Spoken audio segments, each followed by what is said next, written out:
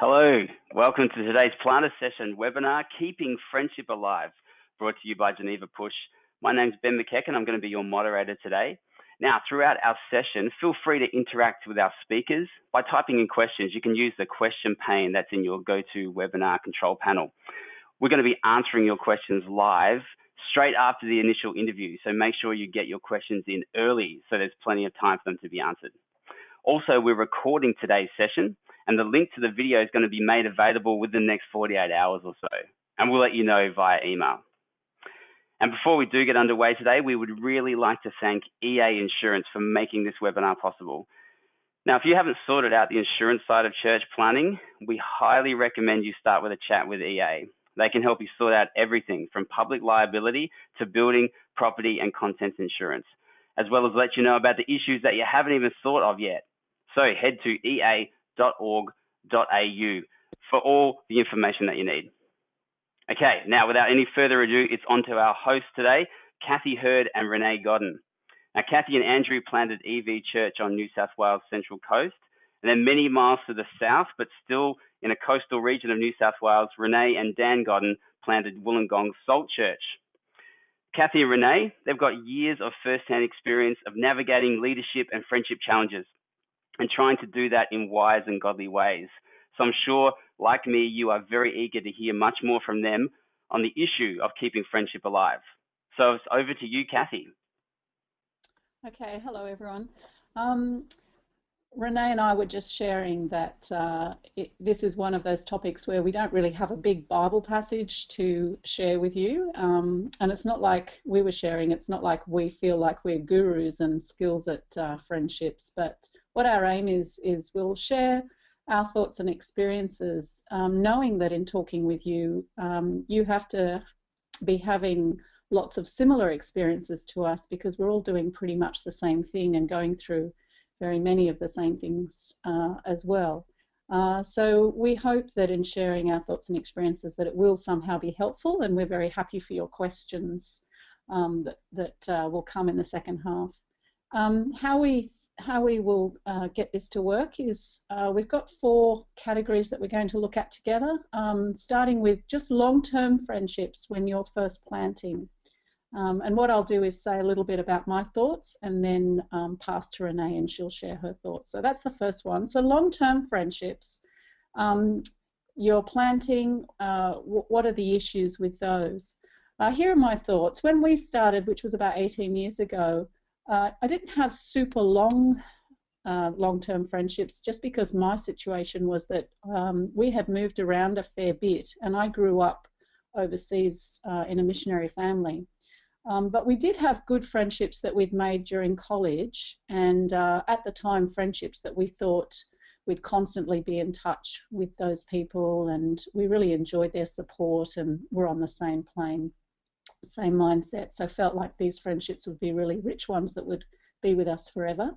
And we also had made some good friendships at our church at Gladesville. So we planted, and in the end, looking back, we were just too busy and consumed by the work of just everyday church planting to give time and energy to friendships of friends for us back in Sydney. Yeah, so planting, you're giving so much, it's very stressful, and yeah, just had nothing left to give to those long-term friendships. We were grateful for the friends that were interested, and it was nice when people rang us and wanted to find out how things were going. We were very grateful for that, and we had people come up and visit our church. But at the same time, the same phone calls and the same visits were also quite taxing for us. And I remember a couple coming to visit and spend the weekend with us because they wanted to check out our church, and they were all so excited for us. And in one sense that was nice, but in another sense I was actually exhausted, and them coming meant I had to make beds and cook extra meals, and I actually didn't enjoy it, and I think they could tell. And I think one of the problems is for long-term friends, it's a difficult time for them because they can be in a giving situation. And I know this is true for me. I just didn't give much back. And I think after a while, friends just get a bit jack of that. although, yeah, maybe that's negative. It's not necessarily that. It can just be that when you're not giving back, they just in the end need to get on with their own lives. And I think over time that's what happened. Our contact diminished with them. We just didn't have time to give, and I think we just tended to get on with our separate lives. I remember the early years at Christmas, we used to get maybe 50 Christmas cards, and I'd decorate the house with them with string and pegs, and then and we never, like, this is really bad, but we didn't actually write any ourselves. And and then the last few years we haven't got one single Christmas card, so there's no decorating of our house at all. So that, I mean, maybe we're a bit worse than other people. I think some do better than that. We do appreciate, though, the ties that we have with those friends when we meet up again. And so it's not like that disappears just because we're not in constant contact. So our paths, we've been in this long enough now for our paths to cross again with some of these friends. And it's interesting, we pick up almost exactly where we've left off. And I appreciate the fact that some of them say we've been praying for you and we haven't forgotten about you, and that's really lovely. But I think they can't keep giving into a vacuum, and I think the reality of church planting is you can't keep giving to friendships where you're not immediately seeing each other. So that's my thought. What about you, Renae? What have you found?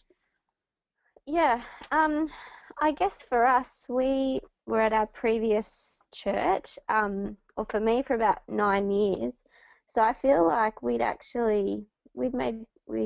made some really good friends, and in particular people who were doing full-time ministry as well. So I feel like for us, in terms of us leaving, I think people were sad, but they were the people who got it, and they had either seen friends from their past do the same things, move away, different churches, things like that. So I think, so in terms of leaving, it was okay because people were very supportive and that kind of thing. I think what you were just saying something just at the end there. I think because we had been in the same church for a long time, the friends that we had, we'd been friends with them for a long time. So as opposed to being in a church for a few years and moving on and to a few different churches and things like that. So we're very fortunate in that.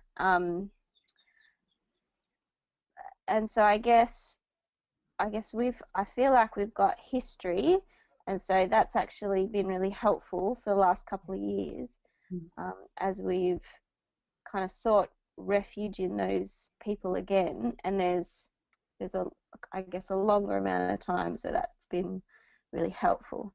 For me, I feel like I'm a bit more of a face-to-face kind of person, so I'm not particularly good at phone calling or that kind of thing.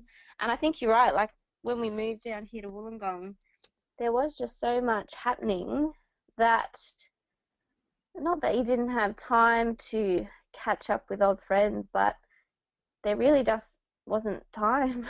And so, but I think they got that, and so it was, whenever we happened to be back in the area and we had the time to kind of catch up face to face, kind of meeting up with those friends again was, it felt like no time had passed or nothing had really changed. So that's been helpful from that kind of perspective. One thing I think was kind of difficult was just before we left, I was meeting with a group of kind of women from like a mother's group, and not many of them were Christians, and so it was a little bit difficult to try and explain to them why we were moving away, and there was a whole group of women who needed to hear about Jesus, and I felt quite disappointed that I'd just started these relationships with these women, and now I wouldn't be able to kind of continue on with them. So that's been a little bit sad, but I'll pray for them and pray that God will bring more Christians into their lives, and So I hope that kind of answers the question a little bit, but yeah, can move on. Yeah, that's good. So the second thing we thought we'd share with you is the issues that there can be in making new friends. So you've started this church and you're in a new area, and all your old friends are back somewhere else, and so now you're facing making new friends. So we thought we'd share some of those issues. So I remember that time being very lonely, and I'm not sure there's a way to avoid that, because friendships come often with history, and you really, until you've seen a lot of each other and you've experienced things together, it's hard to know a person well. And so the friendships that you may be able to make in the early years tend to be the shallow ones, which are a little bit unsatisfying. And then, you may not even make those. You may not find people that you feel close with at all. So I think it was a lonely time, and I think the thing that stopped it being really dreadful was it's also a busy time. So you're busy and purposeful at the same time. So it's not like it's terrible and you're sitting around doing nothing. But I think, yeah, you can miss that feeling of just enjoying another person's company. But you got your husband, and so hopefully that fills some of that. And I think the other difficulty with that time is, as you're starting a church, obviously people are checking you out. They're checking out your church, and there's a sense in which they check out you as well. And it's hard because as people come and then leave because they don't like your church, it's hard not to feel personally rejected in that as well. So over and over again, you can feel like every family that's leaving, that's another kind of hit of someone's message to you, I don't like you either. Now, that's obviously not exactly what's going on, but I think it's hard to just keep your head up in that process, and it's a process that goes on for years, especially in those early years where the group who actually stay and are with you are quite small. You notice the ones leaving a lot more than the time when your church might be a little bit bigger and people leave. It doesn't. It can hurt. It still hurts, but not in the same way, I think, as those early years. And then you match that with the fact that your own core group, in our case, was quite suspicious of us and not at all necessarily on board with us, and let us know at frequent intervals that they probably would leave if we did this thing wrong or did this again. They were out. And so even your core group, you can have this sense that people are not loyal to you. They're suspicious of you and distant. And so that's really just a hard stage to go with. I also found that even the people that visited our church who were, say, instantly friendly with us, which was a nice relief. People walk through and just tell you how great this church is and tell you that they're enjoying the preaching. And I remember a girl who was with us for a little while who gave me cards and gifts and told me that I was the best thing that had ever happened to her and she'd love to be my friend.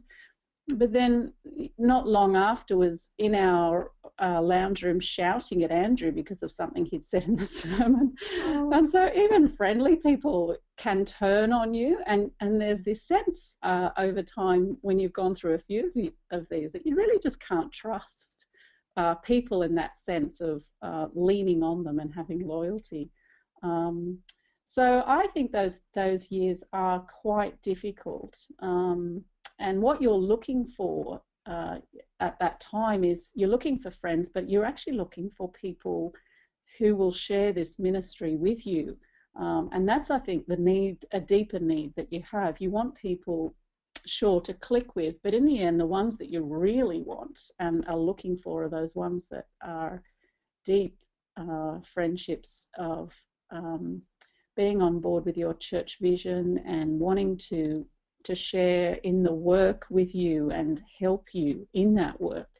Now, the funny thing is, through those years, I think the friendships that I made a little bit at school through my kids, which were my attempt to reach the community, were a little bit easier because there wasn't the same weight of expectation of the whole joining in the ministry thing with me.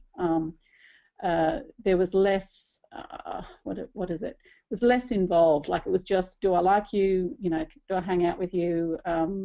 So in some ways those friendships were easier, but over time those friendships weren't easy. I was constantly disappointed at parties that went on that I wasn't invited to, gatherings that went on that I wasn't invited to, but I persisted with those ones because they were relationships I was keen on, with the hope that I could share the gospel with some of those women. I did get to read the Bible with a couple of them, but yeah, and in the end they became quite shallow, and the ones at church have obviously grown deeper and deeper over the years. So they're issues that I had in early years. Renae, you're sort of in the early years. How are you finding the making of friends in this kind of stage? Yeah. I mean, yeah, like you said, we're only kind of 2.5 years in, but I think one thing we learned before we decided to plant is, I think, hearing from other planters kind of this idea of, yeah, it is quite lonely, particularly in the beginning when it feels like there's not really anyone around who's on board, or who gets it, and so I think for us, and kind of thinking about who we were, we really knew that it was important for us to take friends with us, or at least people who we knew that could be our friends. And so we took 2 couples with us, and I think it's been such a blessing to us. Like, God has really been gracious to us in that I think even just for the first few months, just someone to spend a meal with on a Friday night, or just to kind of know that there's someone else who is in the same situation, same context, and they're on board because they've moved to a new city with you. Yeah, we were really, really thankful and really glad that we were able to take some couples with us. And I know that's not always possible for everyone, but I'd really recommend it, because I feel like, yeah, it can be really helpful to you, especially in those early, even just the first few months or so. Yeah, so I'm really glad we did that, and they're still good friends. I feel like we've kind of shifted a little bit because we've all got kind of more people in our lives, but I think we're still friends, and I hope we still will be. But I guess we'll see how we go. But yeah, I pray that they'll still be here. Yeah, for years to come.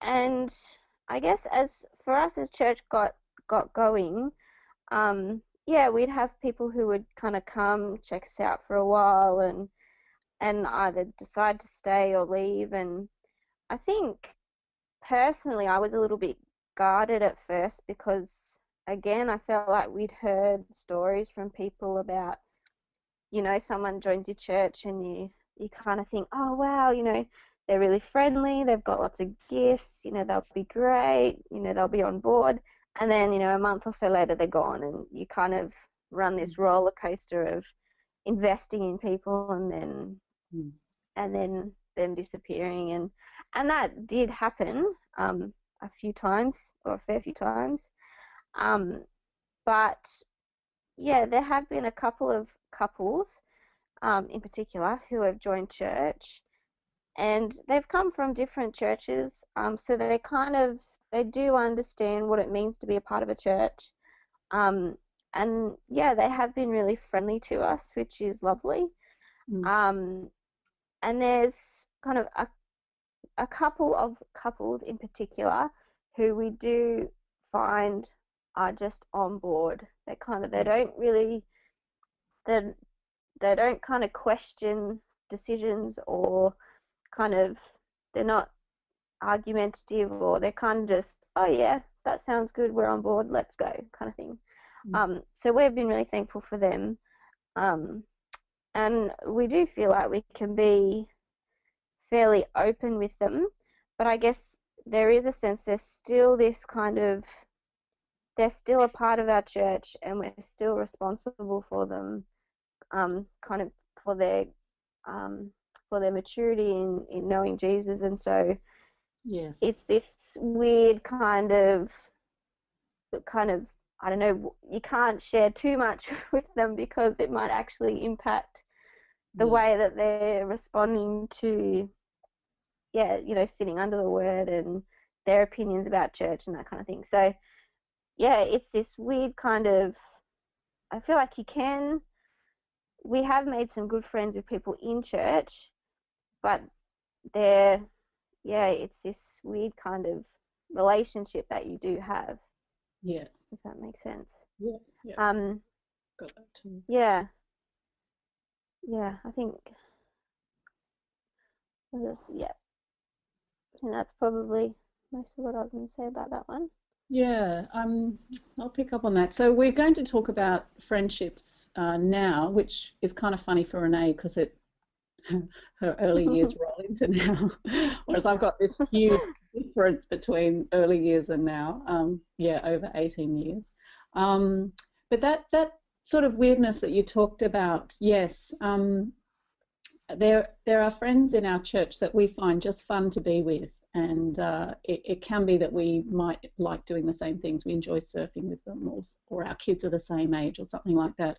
But there is this weird dynamic because we're also their pastors in a way, and some of these friends actually need rebuking sometimes over church attendance or something or other like that, and it's awkward, and we have gently chatted to them about some of these things, and it hasn't necessarily gone well, and then we've rebuilt the friendship again. But there is that awkwardness when you're friends with people in your congregation, and I'm not sure you can avoid that. But what we do have that I think has grown over time, the people with those particular friends too, I should say, they're not necessarily on the same page with us in ministry. So we enjoy them and they're fun to be with, but we're aware that there are differences with the way we see ministry and the commitment that we have to just giving our whole lives to this work. But over the years, we have people within our church who have joined us in that thinking and really do give themselves sacrificially to the ministry. Now, those people I feel really close to. They have become friends. Many of them I work with the Bible study groups, running in various meetings that I'm part of. They're part of the ministry teams in those meetings, and we just have a great time of doing the work together, talking about our similar thinking and talking about people that we're caring for. And there's such a strong bond between us that has grown over the years. And those things just have needed that time to get to this point. And I'm so grateful to God for those people in our lives because they're deep. They're very deep relationships. I'm sorry. I'll start crying when I talk about them. Oh, that's good. I've done that with them too. I've talked about this with them, and then the same thing happens. So obviously it's a deep thing. It's a great thing to have. The other set of people that we feel this with is our staff, our co-workers. We had a staff conference just a week ago, and it was just fun. We do get cranky with each other at times, and we do rub each other the wrong ways at times, and we know a lot of each other's shortcomings. But at the same time, I think because we're on the same page, we're working towards the same purpose, we really enjoy each other's company. And we had a dinner where all the wives and husbands were all together in the room, and there was and the MTS people were there, and there was nearly 60 of us in the room, and we hired the whole restaurant, and we had through the night we had couples stand up sharing about ministry and the things that they struggled with and the things that they were rejoicing in, and it was just this wonderful time together. So yeah, that's happened over the years, and I was reflecting, next year I turn 50, and I decided I do want a party. Now, it's been many years since I've actually wanted a party, because when I turned 40, I wouldn't have known who to invite, whereas now that I'm turning 50, and this is kind of an indication of what's been happening, now that I'm turning 50, I feel like I have lots of people I can invite, and maybe too many. And as I was thinking into it, I thought, you know what, who I really would love at my 50th is all our staff. That's who I enjoy being with. Yeah, so that's been great. And in fact, our only regret is we don't have much time just to hang out together. And I'm looking forward to heaven when we can just hang out with people that love God in the same way, love Christ in the same way, and want to serve and praise Him in the same way, because, yeah, that'll be exciting. Now, to add to that, while that's all true, we'd love to hang out more and go on holidays with them. At the same time, we don't.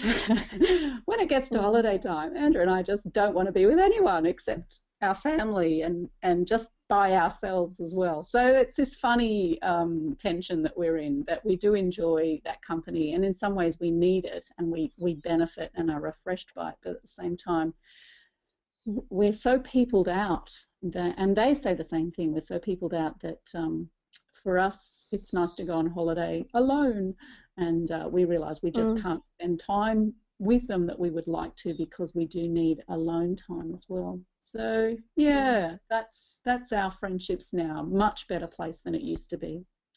Now, the last thing that we wanted to share with you all is just the situation now with those older friendships. I've only got a little bit to add, but Renae, have you got anything more to add in light of that, or anything else that's come to mind? Yeah, I think we kind of touched on it before, but I think for us it seems like it feels like the amount of effort you have to give, which kind of determines on how the friendship is. I don't know if that makes sense, but I feel like the more we feel like we need to put into a relationship with someone, it just feels challenging and hard, and it's not actually restful. Which is not to say that you don't do it, but in terms of, what am I trying to say? That the more that people seem to be on board with what you're doing, the more you feel like you don't need to keep convincing them that what you're doing is a good thing to be doing. So instead of like pulling people along, they're actually walking alongside next to you, and you don't have to worry about them so much. So I feel like there's people in church who are like that, and that there are other people in church who we need to keep convincing that the gospel is true and it's worthwhile being on mission and being a part of SALT, and I guess that's just the way it goes. Yeah, and I think more and more we're finding that the friendships that are really able to refresh us, and hopefully we refresh them, are more and more outside of our church. They're those old friends. They're the people who, I guess, are in the trenches with you, perhaps not in the same location, but all the way around Australia or whatever. And so, I mean, I did want to say too that for me in particular, like beginning to meet more and more church planting wives, there's such this, I mean, I don't even know many women that well, but we have a bond because we're doing the same thing. And that, knowing that there's, women out there who are feeling the same things that I'm feeling, are faced with the same situations that I'm faced with, I feel like I know that if I meet them in a room one day, that we're friends. To know that we're kind of sharing this life, is really, really helpful for me, I guess. Because I'm not alone. I'm not doing this thing down here on my own in Wollongong. There's, hundreds of other women in particular and couples, doing the same thing. I mean, I met Nicole Kovitz from the Point Community Church a couple of weeks ago at Oxygen, and I'd never met her before. But after like a minute or two of kind of brief, chit chat, we were talking about all sorts of things about, Yeah. you know, about life, about ministry, about being a wife, and I was just like, this is great. Like, she gets it. She knows me. She knows what my situation is, and we're feeling the same thing. Yeah. So, yeah, I find that really encouraging. Yeah. I feel the same. I think over time I would say more of my long-term friends are now in our church, and mostly they're in leadership and staff positions. Probably less outside, but been around long enough now that we're bumping into them more now. So Al and Cathie Stewart are like that for us. So we were friends with them when we worked at Tregear, then sort of not much contact, and now working again with them. So that's exciting. Got another friendship like that were with us at Gladesville. Not much contact, and then sort of 10 years later they've joined us at EV Church. And so over length of time, we bump back into these friendships, and like we were saying before, pick up where we left off and often get to work again together. So that's been exciting. I'm aware that we've going to be having some questions coming in. So here we go. There's one: how can friendship be modelled to the congregation by the church plant leadership team? Okay, got to think about this. How can friendship be modelled to the congregation by the church plant leadership team? I guess you have a think, Renae, but my initial thoughts are friendship being modelled. I think probably love is the thing that we want to model. Love and service, which can mean friendship as well, and certainly friendship needs to have love and service in it. So I think they would be the important things that we want to model to our congregation, is that love for each other and serving of each other, that puts the other's needs first and is a giver, not the person who's in the needy position and needing affirmation and needing from people. You know, people who are like that can kind of suck the life out of you, but are givers. And are able to be there for you and look after your needs. So I think when a church plant leadership team is able to model that, they do well. So I know over in the beginning years, one of the things that I was really impressed with Andrew's leadership is people were quite critical of him, and they would actually say to his face, if you do that again or if you teach that, I will leave. And I would have been quite angry if it had been me they were speaking to. And Andrew would be very gentle with them and actually try and work with them with maybe the pain that was going on for them or the thing that they were finding difficult. And he was quite gentle and kind with helping people work through perhaps what was lying behind their comment. So I think that kind of modelling was very helpful for our congregation. What do you think, Renae? Yeah, I think one thing I was thinking about this was, I think sometimes people can think that you can be quite fake as like being friendly, and I think that's something you don't want to be. You don't want to ever look like you're pretending to be friendly or just being friendly for the sake of it, because people will see straight through that. And so, but then I think it is a challenge to be open and to be honest and to be vulnerable. Particularly, I mean, we're a part of a small group that meets during the week, and I would say that we have made a point of being vulnerable with that group of people in particular, because because we need other people and they need us, and you can't just put it on, so to speak, of being, vulnerable. So I feel like you actually do need to be what you want other people to be.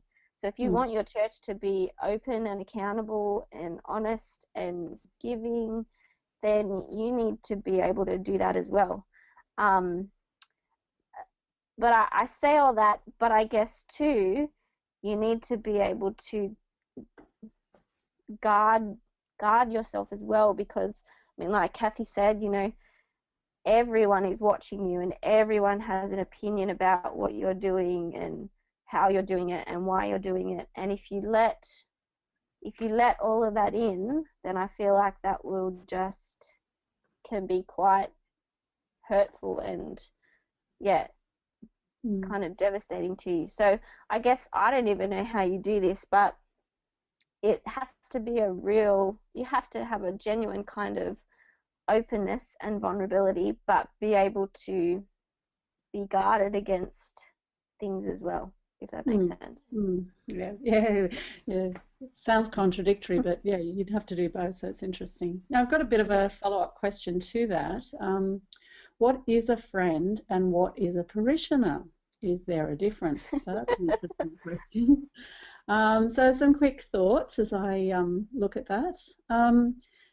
It's interesting, to both, you would be thinking you're called on to love and serve and give to both and be for their good. I wonder if one difference that you can feel is that a friend gives back as well. And so there's a sense in which you feel like you're on the same plane with a friend, whereas and it's not mutually exclusive. That's important. The other difference is, with a friend you can afford to have just a few, but with a parishioner hopefully you'll have lots. So with people in your congregation, you're giving to lots, or you're making sure that structures are in place that are meaning everyone is being fed. Whereas with a friend you can choose just to have a few, and yeah, so that's another difference. You just choose to have a few friends. Interesting. I always find it interesting to reflect on Jesus with his 12 disciples, that he was obviously loving and teaching and serving all 12, but he had 3 in particular that he saw to be close friends. And I'm not sure what he did differently with them, but he did see them to be close friends. So that's just an interesting thing there, isn't it? So I know whether it's something in that relationship just clicks and you feel a connection that you don't necessarily feel for absolutely every single person. Maybe that's what it is. Yeah, what are your thoughts, Renae?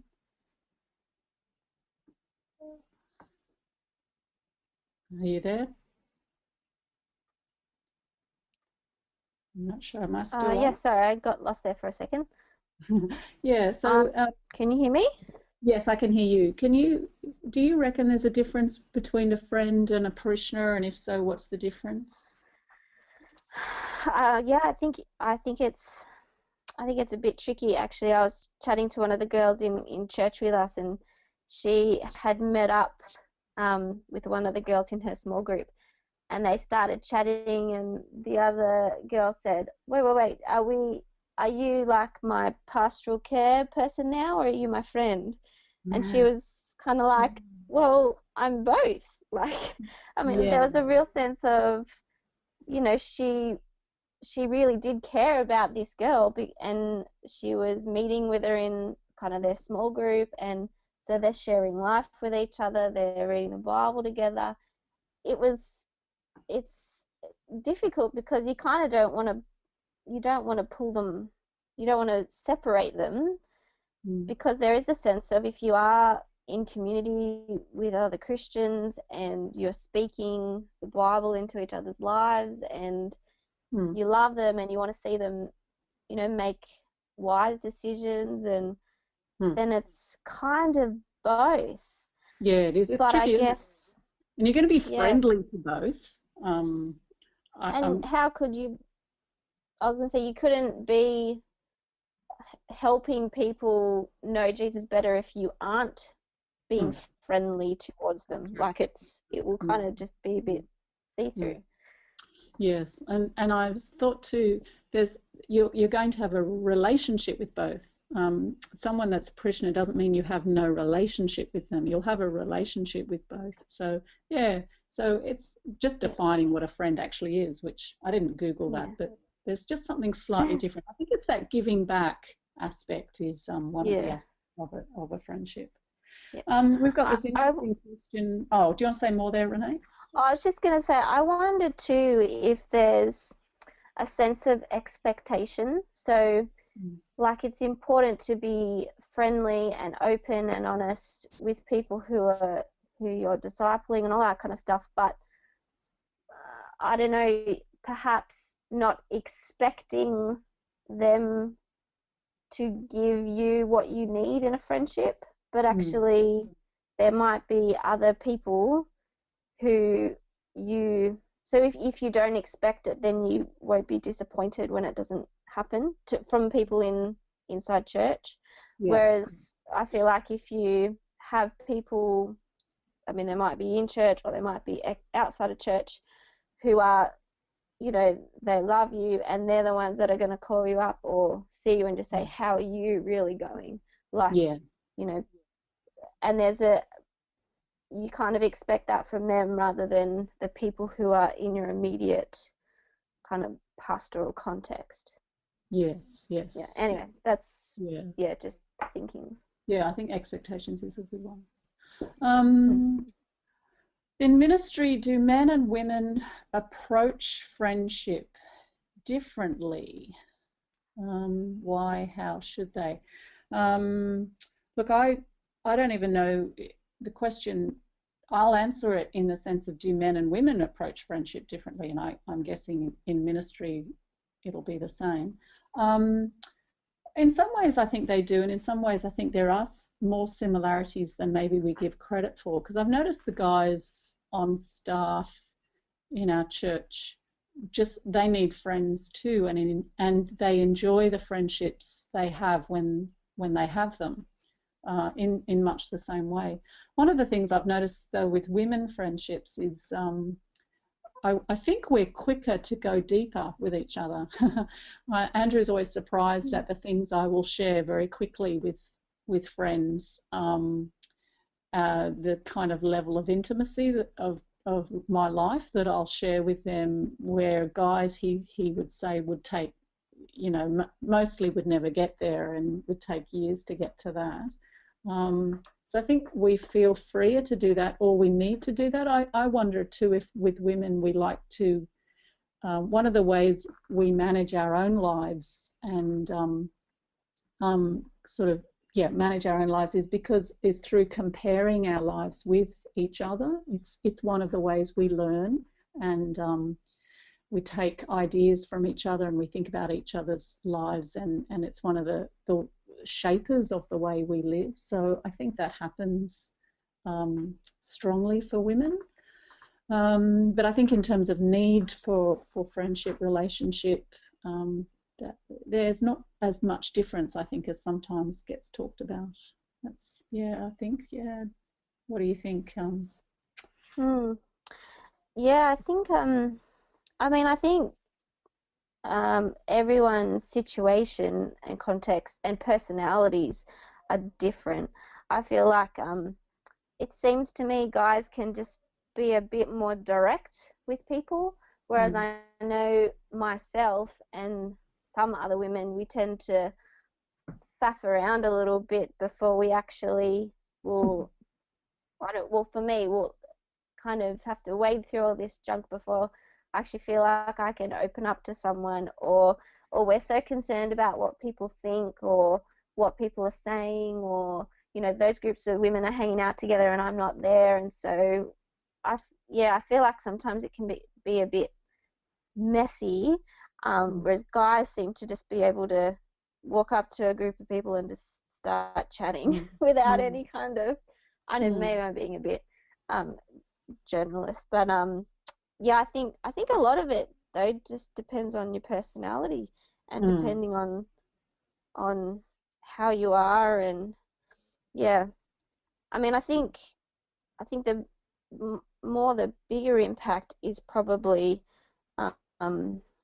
in church in particular is like your leadership role, and I know for Dan that we are friendly with lots of people, and we would call a few people kind of good friends, but whenever he spends time with a group of guys, he definitely feels like he's on, and someone's having a go at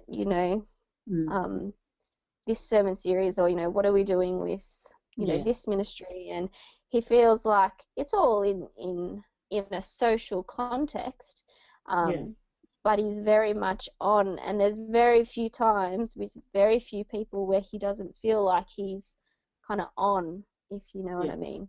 And so, yeah, it's tricky. Yeah. I think in terms of friends, the ones Andrew would appreciate are the ones outside of ministry that are older and wiser and can talk to him about the things that he would like to talk over. So I think that's where he appreciates a friendship. Another question or a statement. I often feel that I don't really need close friends, as I feel content with my husband and family. Is that okay? Well, that's me too. People used to say to me over the years, oh, you know, do you need friends and stuff? And I would sort of, I'd do this mental check, and I'd look inside myself and think, really just like time with my husband more than anything. But just to counterbalance that thought, one of the things that I think is important over the years that I've been thinking is to be someone who is a giver to others is important. To be able to love and serve others, and to be warm and to be friendly to others.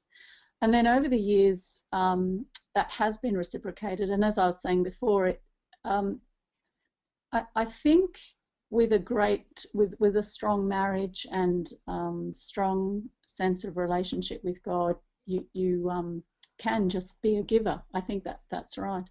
I think, though, over the years when people have joined us in ministry, come on board, and I really feel on the same page, as I was saying before, that's been a lovely bonus where I just appreciate that so much, and it's added a richness.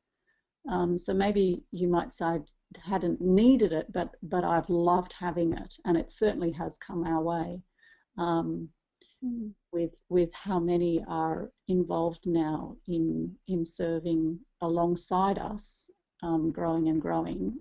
That's been a real gift that's come our way, and I love it. I think it's really enriched our lives, so I've appreciated it. So yeah.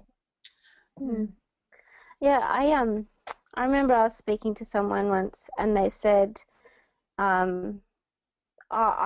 were highly involved in ministry. They said, I don't need friends. There's too much kind of gospel work to be done. Friends are just a luxury. And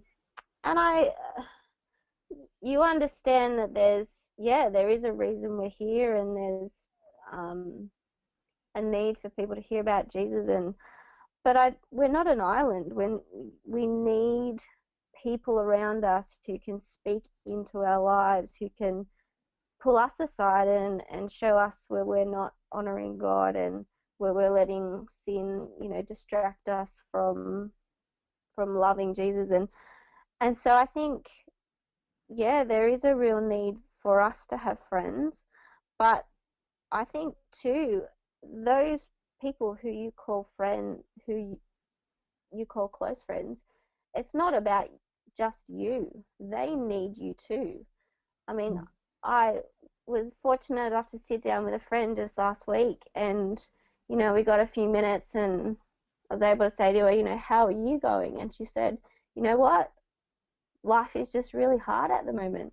And we just kind of chatted for the next few minutes, and I felt so blessed to be able to sit and just share her struggles with her.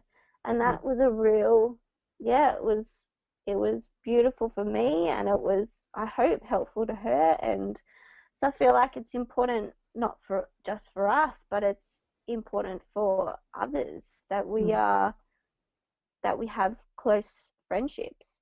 And I think also, like, I would probably agree with what the question or the statement was, that I think since we moved, that Dan and I and our family, we've definitely feel closer, and we feel like we have a refuge in each other, and we are more than happy to kind of spend time in each other's company.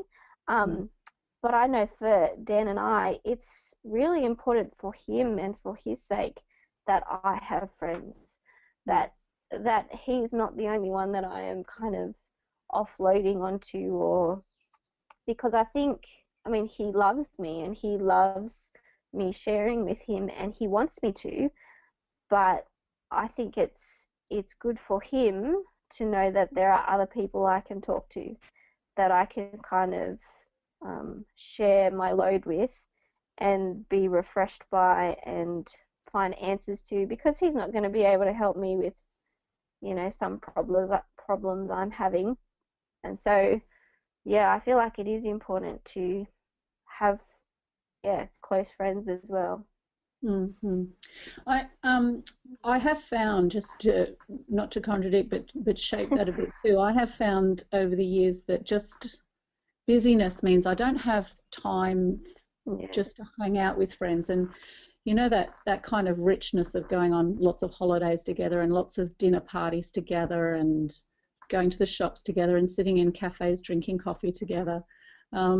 And I think in the busyness of life, there's very little time for that development of friendship.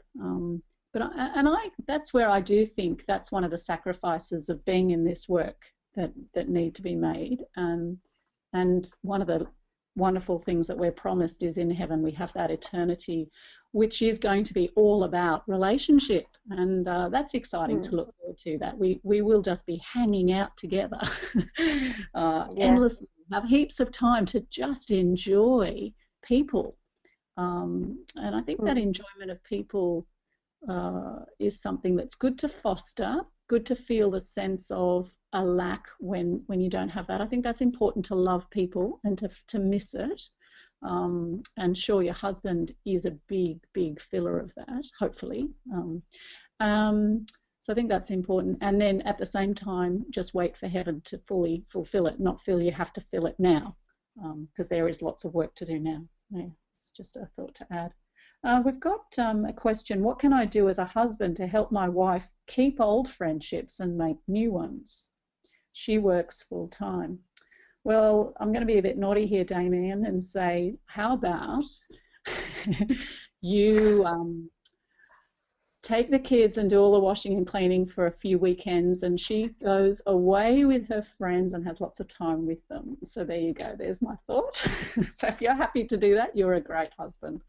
I think when you're working, it's the same, isn't it? It's just busy, and it's hard to do that.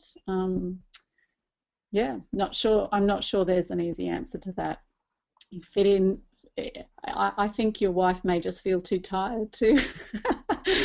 But I know if my husband said, "You go and I'll do all the work for you," I would take it like a shot. So yeah, give that a go. Yep, totally, I agree. Yeah. We've got a final question. So here we go. What are your top 2 or 3 tips for keeping friendship alive as a church planter? I've got 2 tips. Renae, have you got some tips for keeping friendship alive? You go first. I'll refine my thoughts. I have 2 pearls of wisdom that I've come to over the years. Here's my first.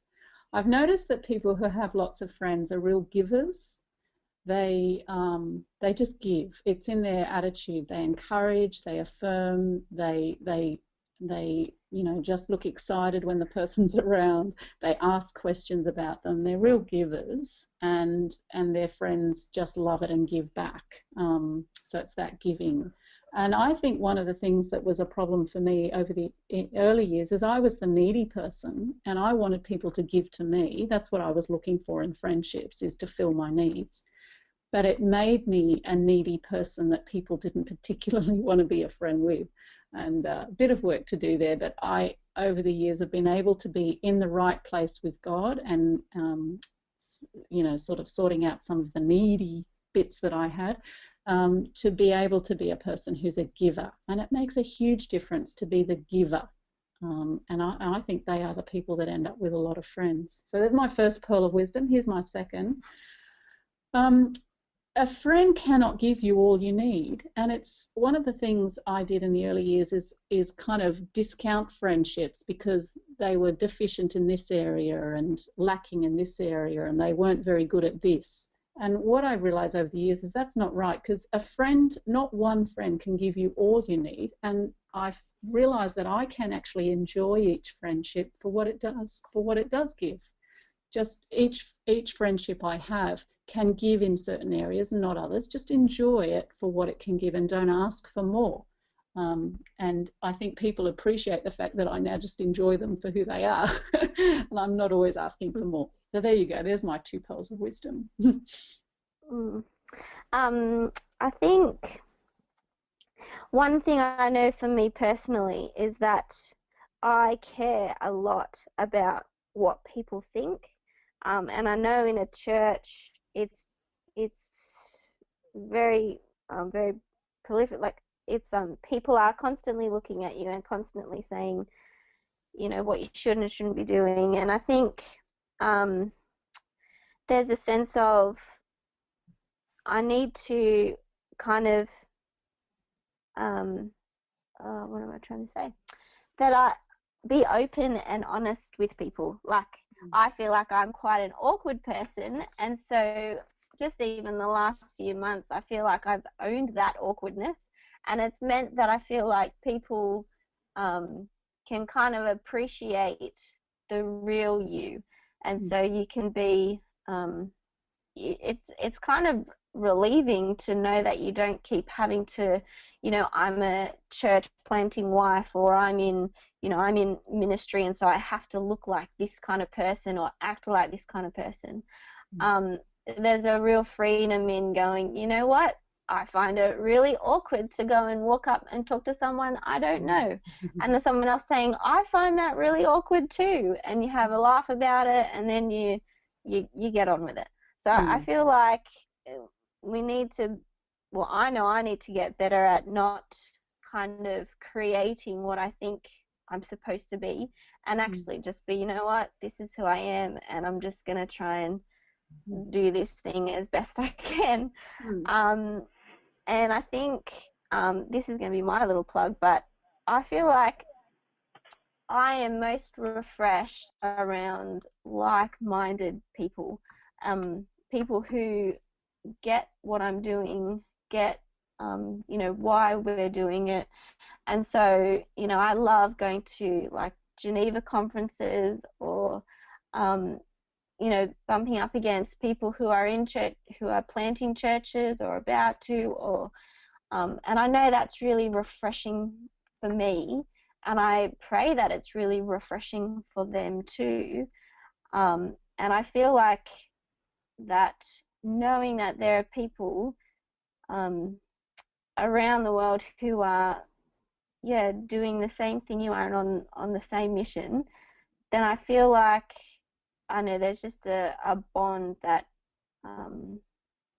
that I guess is a mutual encouragement, and it helps you to keep going on in your own kind of mission context. So I don't know if that was actually kind of 2 points, but that's things that I find helpful. Yeah. So sorry, cut you off. I was going to say, so come to conferences, come to Multiply, especially if you're a wife. Yes, that's right. So all of these thoughts and experiences, they're unique to us, and Renee's got a certain personality, I've got a certain personality, we've got our strengths and weaknesses with friendships, but hopefully just sharing some of that's been helpful for you, and with whatever struggles you're going through, or whatever things you're trying to think through. We're going to wrap up. I'm going to hand you back to Ben, and it's been nice being able to share with you. Thank you so much, Cathie, Renae. Wow. I hope the rest of you guys out there in webinar land have benefited as much as I have from listening to Cathie and Renae talk about keeping friendship alive this morning. Today's planner session has been so great. I'm now going to point you to the next planner session, because you're going to want to be part of this.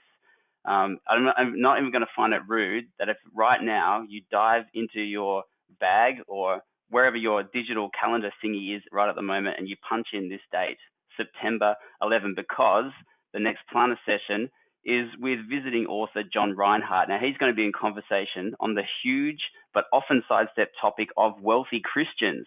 Now, more particularly, what John's going to be talking about is how financially blessed Christians have impacted the world positively for God's glory, and how their witness should shape our attitudes and behaviors today. John's written a book called Gospel Patronage. It's a big favorite among the Geneva Push team. And John's insights into key turning points in evangelical history help to demonstrate how sacrificial sponsorship works hand in hand with gospel proclamation. So that's what will be happening at the next planner session. So put this in your diary. September 11, that's a Thursday at 9:30 a.m. Head to genevapush.com to register now. Now, again, thanks so much for joining us today. As I mentioned at the start, we'll be sending you an email. It's going to alert you to the on-demand status of today's event, which we've been recording. That's so you can review any of the material that you might have missed, so you can go over it all again or send it on to all your friends, because you know you want to help them also keep friendship alive. And thanks again also to everyone over at EA Insurance who are putting their support behind these planner sessions.